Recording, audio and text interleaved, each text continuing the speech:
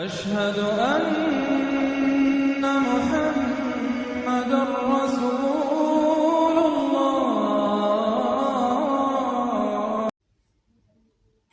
क्योंकि ट्रंप ने एक बात फिर से क्लियर कर दी बॉस। ट्रंप ने यूएसएड की फंडिंग की पूरी लिस्ट गिना दी कि किस देश को कितना पैसा गया है।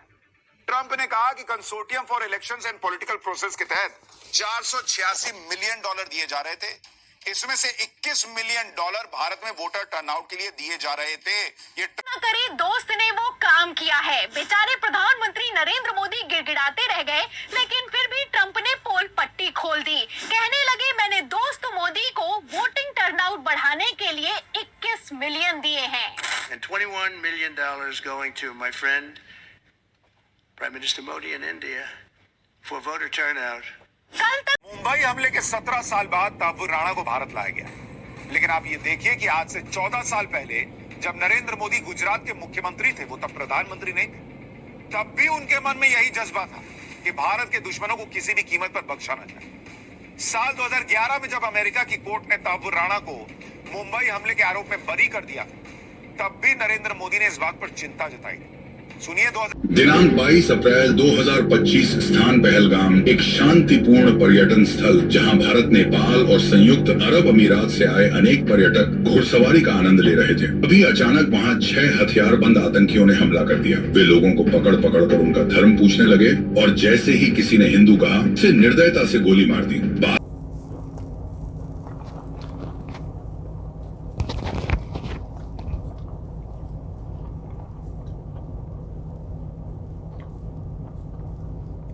अस्सलामुअलैकुम रहमतुल्लाहि व बरकातहू। आज 25 अप्रैल है 2025, जुमा का दिन और सुबह के 11:15 बजे है। दोपहर की धूप बहुत है, गर्म बहुत हो रहा है और गाड़ी में एसी चालू किया हूँ, लेकिन गाड़ी जो है 1 2 3 4 पॉइंट तक गर्म हो गया है।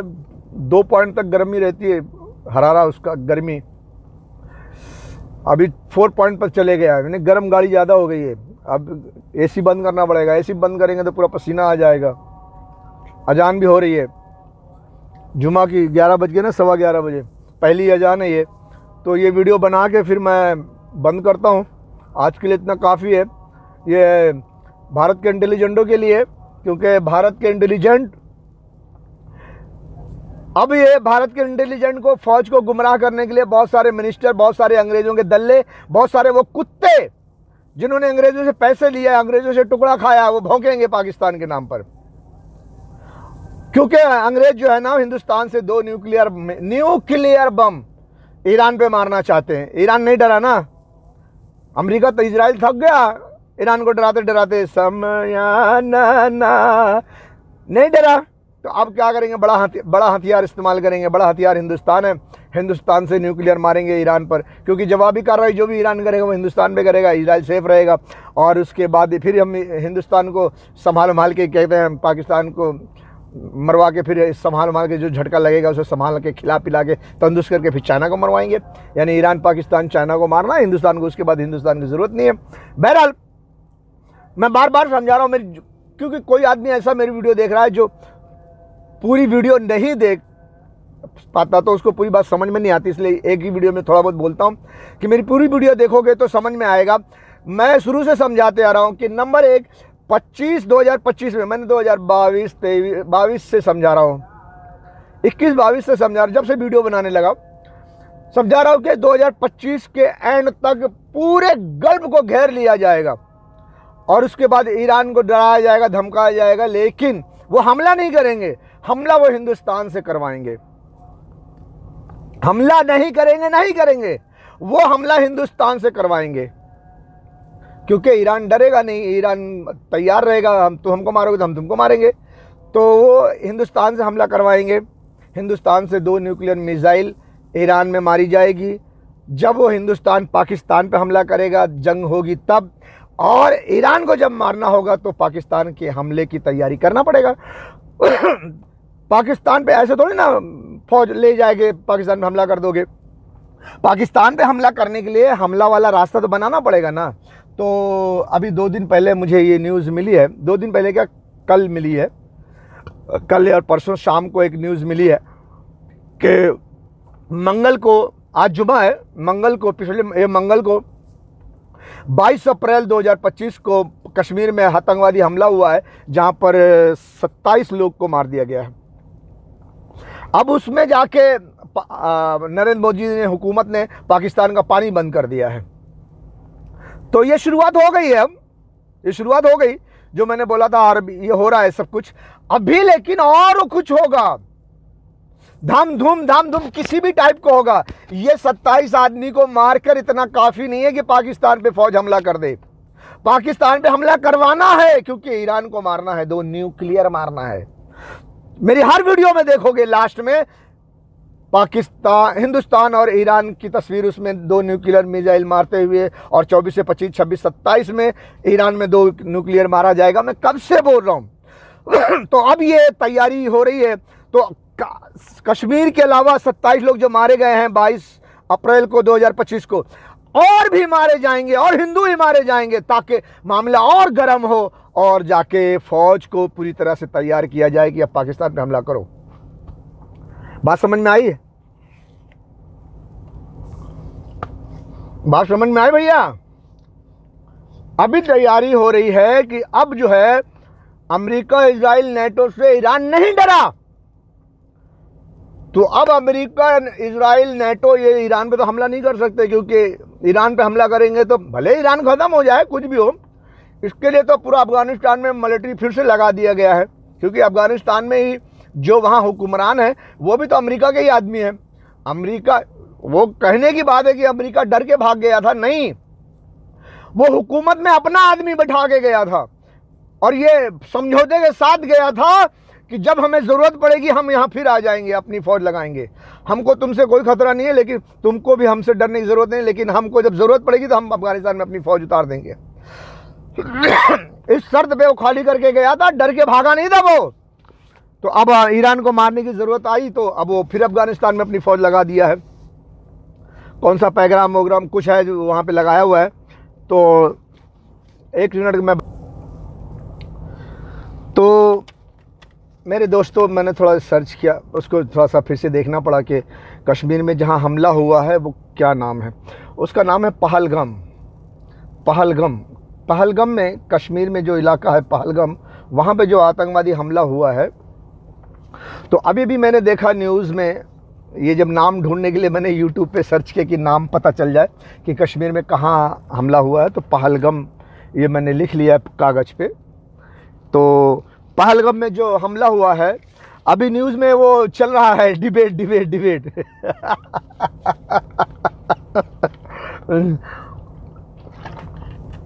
अब डिबेट में सब भौंकेंगे, बड़ी बड़ी बातें करेंगे, लेकिन ज्ञान ये 0 बटा लड्डू है। ज्ञान किसी को नहीं कि आखिर ये हमला बार बार क्यों हो रहा है। और अभी जो ये कर रहे हैं ना, ये बस यहीं की बात करेंगे, अगला पिछला कुछ नहीं करेंगे कि हमारे देश में और क्या हुआ है, क्यों हुआ, सब एक साथ समझने की ज़रूरत है। कहीं से एक तार मिल जाए कि वो घसीटा जाए तो पूरा मुजरिम साथ में, पुलिस वालों को मालूम होता है सब बात। झींगा, श्रिम्पी एक ऐसी चीज़ है, श्रिम्पी मालूम है ना, श्रिम्पी जिसको झींगा कहते हैं। झींगा मछली जैसा झींगा होता है, तालाब में मिलता है झींगा, उसको साफ करके खाते हैं।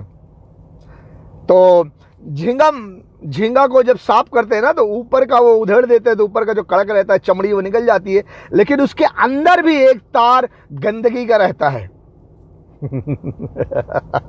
वो ऊपर का निकाल के फिर एक ऐसा नोक आती है ऊपर, ऐसे उसको पकड़ के ऐसे खींचेंगे ना, तो नीचे से ऊपर तक एक गंदा तार रहता है, ऐसा करके वो निकलता है।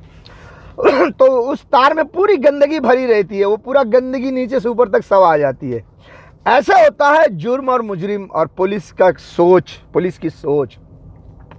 जो अच्छा पुलिस वाला होगा उसको मालूम होगा, जो भी जुर्म हो, पुलिस वाले जो अच्छे पुलिस वाले होते हैं वो सही जगह पकड़ते हैं, और एक धागा से पकड़ के खींचते हैं ना, सारे मुजरिम उसमें बंधे चले जाते हैं। ऐसे अक्लमंद की अक्लमंदी अच्छी होती है, लेकिन ऐसे अक्लमंद अभी मैंने देखा नहीं, अब किसी डिबेट में नहीं देखा कि कहीं पे बैठ के बात करते हों। तो ये डिबेट चल रही है, कहो तो मैं हल्का से दिखा दूं। मैं आज वीडियो बना रहा तो पहलगाम ये नाम देखने के लिए मैंने डिबेट चैनल चालू किया, तो मैं देखा, अभी तुमको मैं दिखाता हूँ, थोड़ा सा फोटो दिखा देता हूँ। ए देखो कितने लोग डिबेट में बैठे हैं, दिखाई दे रहा है? फोटो देख लो, ऐसे देख लो, मैं दिखा रहा हूँ, कुछ रोशनी की वजह से नहीं दिखाई देगा। कितने लोग डिबेट में बैठे हैं, आवाज भी सुना देता हूँ। आप तो पूरे हिल रहे थे सर। मैं इतना ही कहना चाहता हूँ, एक सवाल पूछना चाहता हूँ खड़े होके। मुझे ये बताइए, दो हमारे स्वामी जी यहाँ बैठे हैं, कौन सा देश है जो शास्त्रों की पूजा करता है और कौन सा देश है जो शस्त्रों की पूजा करता है? थैंक यू वेरी मच, आपने जवाब दे दिया है।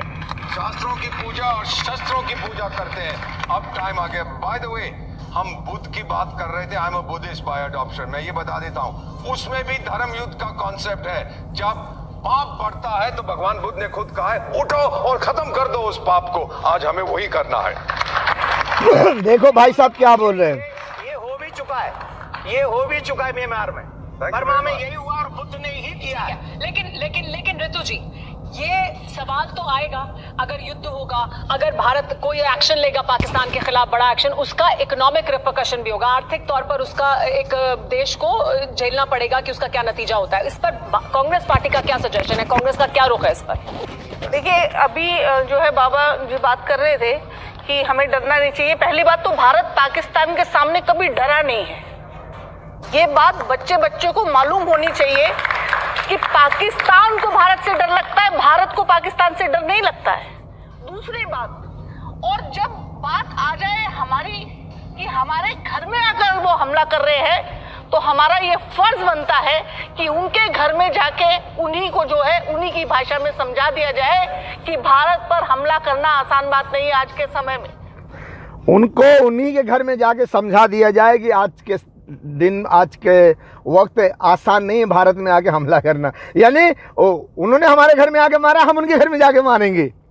लेकिन किसी की ये बुद्धि नहीं चल रही है कि ये जो 27 लोगों का मर्डर हुआ है, ये पहलगाम में, कश्मीर के पहलगाम इलाके में, ये पहलगाम में जो 27 लोग मारे गए हैं और जो पति को मार दिया गया, पत्नी को छोड़ दिया गया और कहा गया आप मोदी जी के पास जाके बताओ, तो इसका मैसेज का मतलब क्या है?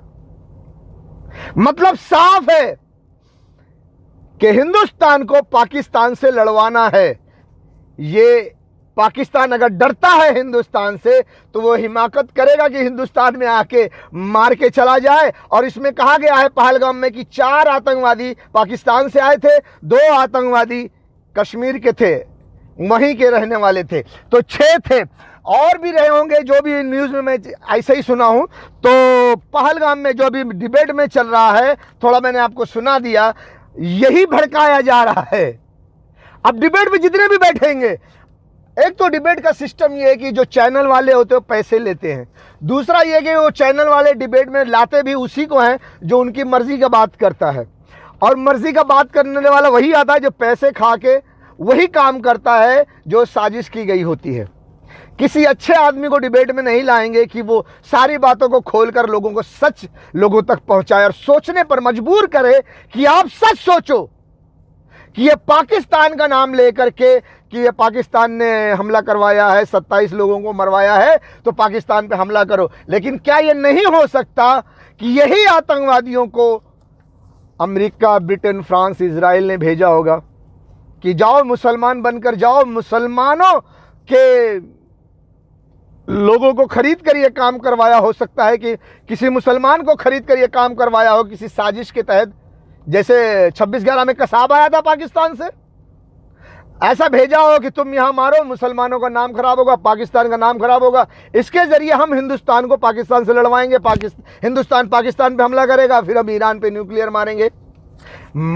रास्ता निकाला जा रहा है। किसी को ये दिमाग है, बस हर कोई धर्म की बात कर रहा है, हमारे पास शस्त्र है, ऐसा है वैसा है, हम शस्त्र इस्तेमाल करेंगे, हमारे घर में घुस के मारा है, हम उनके घर में घुस के मारेंगे। सब गरम गरम गरम गरम। लेकिन सोचो कि तुमको मारा किसने है। खाली आज पहलगाम में तो नहीं हमला हुआ, गिल्ला हिंदुस्तान में कब से हुआ है? मैंने पहले भी कहा है कि 2006 में जो कुछ हुआ है इंटेलिजेंट का काम है ढूंढना, मैं नहीं बताऊंगा। 2006 में जो हुआ है वो जड़ है, बीज है। जैसे कि एक दरख्त लगाते हो, आपको आम खाना है तो आम का बीज लगाओ, जमीन में आम रखो, गाढ़ो आम बीज लगाओगे, फिर थोड़े दिन के बाद आम का सब वो निकलेगा, फिर उसके बाद वो आम का शाख निकलेगी, फिर आम का पेड़ धीरे धीरे बड़ा होगा, फिर उसमें फूलेगा फलेगा, फिर आम खाने मिलेगा, है ना।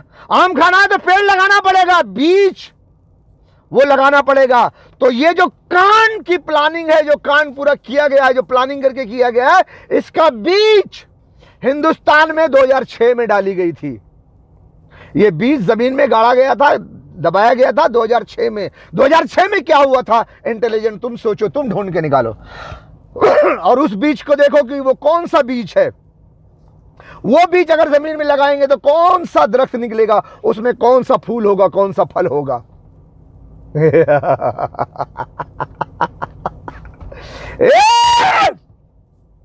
अरे ओ एटीएस वालों, मुसलमानों को तो कॉलर पकड़ के अंदर कर देते हो, चाहे वो कसूरवार हो या बेकसूर।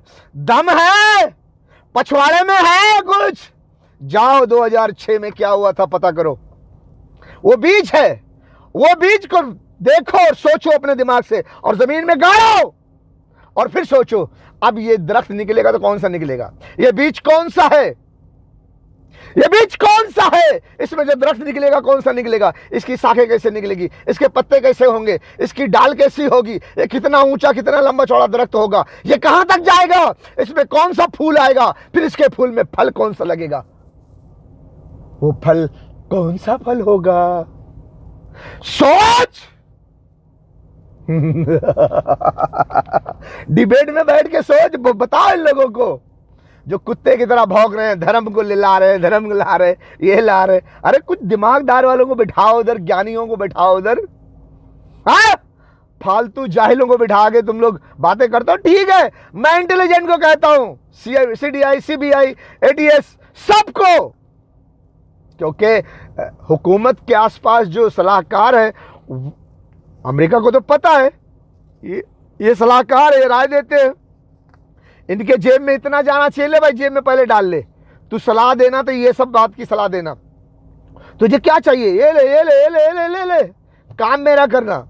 अमेरिका से पैसा आता ना, हाँ, जिसके कांधे पर भारत की सुरक्षा की जिम्मेदारी है उसे सोचना चाहिए, उसे सोचना चाहिए कि हम भारत की सुरक्षा कैसे करेंगे। भारत के दुश्मनों ने चारों तरफ से भारत को घेरा हुआ है।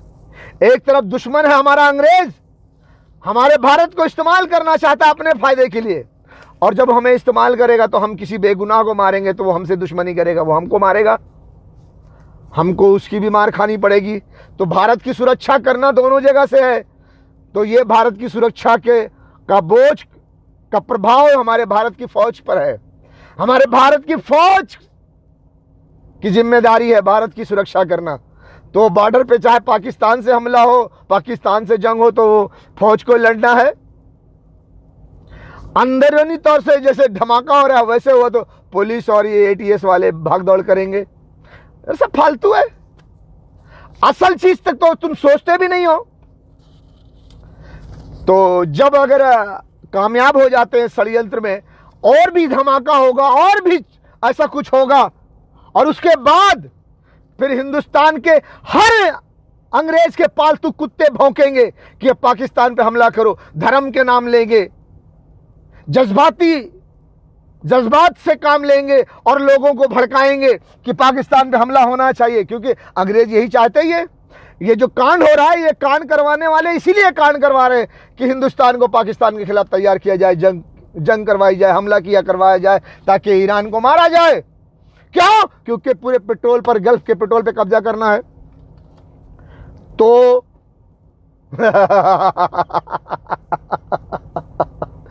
क्यों भैया, कौन सोचेगा ये सब? तुम्हारा अब्बा का नौकर हूं क्या मैं? तनख्वाह देते हो क्या? दे वर्दी वालों, अबे कितनी तनख्वाह देते हो बे तुम? सोचना मेरा काम है, तुम्हारा काम है। ये तुम्हारे जो भारत के सरकार के पास सलाहकार बैठे हुए हैं ना सब, और जितने CDI CBI वाले हैं ना सब बड़े बड़े ऑफिसर, इनको भी हिस्सा जाता होगा। लो अंग्रेजों की रोटी है, खाओ खाओ और गुलामी करो अंग्रेजों की। जैसे कुछ साल पहले अंग्रेजों की गुलामी करते थे भारत के जवान, अंग्रेजों के पुलिस फोर्स में काम करते थे और अंग्रेज ऑर्डर देते थे, ओ फलाने किसान को पकड़ के ला, ओ फलाने की बेटी को पकड़ के ला, ओ फलाने को गोली मार दे। वो भारत की आज़ादी की बात करता है, भारत का क्रांतिकारी नहीं, उसको भारत का आतंकवादी बोलते थे। वो तो हम भारतीय नागरिक उनको क्रांतिकारी बोलते हैं। कौन सा एक क्रांतिकारी था जिसको बहुत पछवाड़े में देशभक्ति की चर्बी चढ़ी थी, तो वो बोला नहीं, हम पुलिस का काम करके अपने भारतीय नागरिक को मारते हैं। क्या नाम था वो? मंगल पांडे। आमिर खान ने पिक्चर बनाई थी तो कुछ पता चल जाता है, मंगल पांडे। और आज तो अंग्रेजों की हुकूमत भी नहीं है, फिर भी न जाने कितने मंगल पांडे जैसे लोग हिंदुस्तान में रहकर पुलिस की वर्दी पहनकर, ऑफिसर की वर्दी पहन करके, फौज की वर्दी पहन करके अंग्रेजों की गुलामी कर रहे हैं। लेकिन मंगल पांडे कोई नहीं पैदा हो रहा है कि हम हिंदुस्तान में रहकर हिंदुस्तानियों को मार रहे हैं और हम वर्दी में भी पहने, वर्दी में भी हैं और अंग्रेजों को खा के अंग्रेजों की गुलामी कर रहे हैं, अंग्रेजों के फेंके हुए टुकड़ों पर पल रहे हैं। कब सोचोगे? कब? हाँ, मैंने पहले कहा था 2025 में पूरे अरब को घेर लिया जाएगा, पूरे गल्फ में फौज लगा दी जाएगी, लेकिन ईरान पे हमला नहीं किया जाएगा। इधर हिंदुस्तान को उठाया जाएगा, तैयारी की जाएगी कि पाकिस्तान में हमला करो, क्योंकि पाकिस्तान के हमला के दौरान फिर ईरान में 2 न्यूक्लियर मारा जाएगा। जब 2 न्यूक्लियर मारा जाएगा तो दुनिया को यह बताया जाएगा कि गलती से हो गया, ये टेक्नोलॉजी की खराबी की वजह से हो गया। हमारी मिसाइल पाकिस्तान में मारनी थी, हम ईरान में जाके गलती से गिर गई, मिसाइल से गलती हो गई। हाँ? अरे ओ पुलिस फौजी जवानों, अरे कौन सा चक्की का आटा खाते हो रे? हाँ? ये रामगढ़ के वाले कौन सी चक्की का आटे खाते रे? सालों का दिमाग ही नहीं चलता है। हाँ, बुलडोजर बाबा जी से सब हो गए हैं। कारे, हाँ वर्दी वालों, कारे थोड़ा दूध पिया करो, एप्पल खाया करो, कौन सा मूत पीते हो? हाँ, बुद्धि भ्रष्ट हो गई है क्या? आगे पछवाड़े पे 2 लात मार के समझाएगा? हाँ, ये सोचना इंटेलिजेंट का काम है, पुलिस का काम, फौज का काम, CBI CID ATS LED SI NI, अरे तुम लोगों का काम है, BSF का लोगों का काम, जवानों का काम। खाले साले खाकी वर्दी, नीली पीली वर्दी पहनकर अपने मंत्री के कहने पे खड़े हो जाते हो गरीबों के मोहल्ले में, चलो साले बुलडोजर चलाओ। एक गरीब के घर को गिरा देते हो, एक गरीब के घर को तहस नहस करके उनके मासूम बच्चों को घर से बेघर कर देते हो और अपने आप 56 इंच का सीना दिखाते हो। अरे नामर्दो, अंग्रेजों की टुकड़े पर पलते हो, अंग्रेजों के टुकड़े खाकर अंग्रेजों की गुलामी करते हो, शर्म नहीं आती तुमको? हाँ वर्दी वालों, तुम पे थूकता, अंग्रेजों के टुकड़ों पर पलने वालों, गरीबों के घरों पे बुलडोजर चलाने वालों, इन अधर्मियों के ऑर्डर पे कहना मानने वालों, हिंदुस्तान के जवान कब बनोगे? कब एक सच्चे हिंदुस्तानी बनोगे? हिंदुस्तान की सुरक्षा की जिम्मेदारी कब उठाओगे? जाओ जाओ जाओ। अब पाकिस्तान, अब और कुछ धूम धमाका होगा, धूम धड़ाका होगा तो पाकिस्तान का मामला और गर्म करना, हर कुत्ते भौंकेंगे, अमेरिका से आने वाला टुकड़ा खाने वाले सब भौंकेंगे, पाकिस्तान पाकिस्तान पाकिस्तान पे जाके हमला करना। फिर पाकिस्तान के साथ चाइना और चाइना के साथ 13 मुसलमानों के मुल्क मिलकर के, जो अच्युतानंद जी की भविष्यवाणी है भविष्य मालिका में कि चाइना 13 मुसलमान मुल्क को लेकर के पाकिस्तान पे हमला, हिंदुस्तान पे हमला करेगा, तो मुसलमानों के 13 मुल्क, उसमें मुसलमानों के 5 पांडु मुल्क, मुझे मैं बार बार कह चुका हूं, 5 पांडु के मुल्क बहुत खतरनाक होंगे हिंदुस्तान के लिए। फिर देखते देखते वो गज़वे हिंद होगी और तुम्हारा मुल्क चले जाएगा, पकड़ के रह जाना, ओल बाबू का घंटा पकड़ के हिलाना, टन टन टन टन टन टन टन टन टन। हाँ,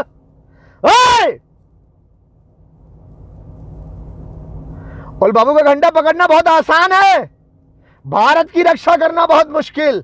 वर्दी पहनकर अंग्रेजों की रोटी मत खाओ, भारत की गुर्बत की रोटी सही तो खाओ, उसे पेट भरो, लेकिन भारत की सुरक्षा का बोझ अपने कांधे पर उठाओ, तब भारत के जवान कहलाओगे और हर भारतीय नागरिक तुमसे मोहब्बत करेगा। इतिहास यही होता है कि कौन से जमाने में कौन से समय कितने दल्ले थे, कितने अंग्रेजों के टुकड़े पर पलते थे और अंग्रेजों की रोटी खाकर खुद हिंदुस्तानी होकर हिंदुस्तानियों पर भौंकते थे।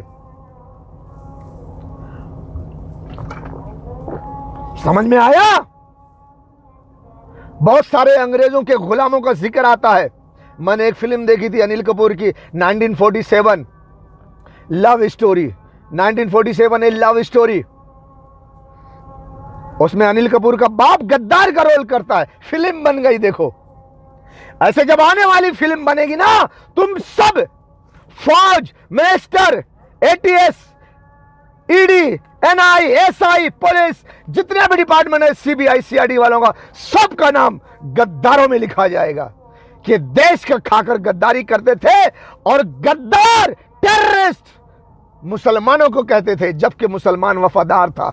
मुसलमानों के मदरसे पर बुलडोजर चलाते थे, मुसलमानों के मस्जिदों पर बुलडोजर चलाते थे और 4-4 हजार 5-5 हजार एक साथ मुसलमानों के घरों पर बुलडोजर चलाते थे। यही हिंदुस्तानी अंग्रेजों का टुकड़ा खा करके बुलडोजर लेके, बुलडोजर बाबा के ऑर्डर पर खड़े होकर AK-47 लेकर के खड़े होकर मुसलमानों के घरों पर बुलडोजर चलाते थे। लेकिन वही मुसलमान देश का वफादार था और यह हिंदू 33 करोड़ भगवान की पूजा करने के बावजूद भी एक हिंदुस्तान से वफादार नहीं कर सके, एक हिंदुस्तान के वफादार नहीं बन सके।